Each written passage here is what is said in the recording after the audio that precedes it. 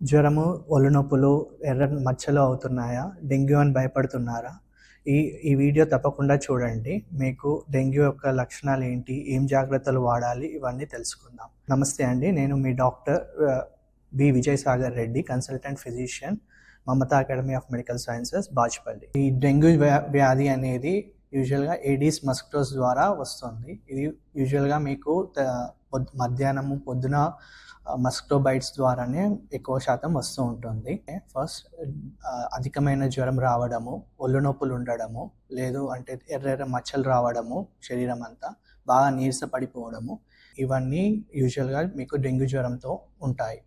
ఎప్పుడు హాస్పిటల్కి వెళ్ళాలి? అధికమైన జ్వరం ఉన్నా, లేకపోయినా మీకు బాగా కడుపు నొప్పి కానీ, శ్వాసకి ఇబ్బంది అనిపిస్తున్నా, బ్రష్ చేసుకుంటున్నప్పుడు చిగుర్లకి వెళ్ళి రక్తం వస్తున్నా, లేక మూత్రంలో కానీ, మోషన్లో కానీ బ్లడ్ వస్తున్నా, కడుపు ఉబ్బడం కానీ, ఇలాంటివి ఏమన్నా లక్షణాలు ఉన్నాయంటే ఇమీడియట్గా మీరు హాస్పిటల్కి వెళ్ళాలి.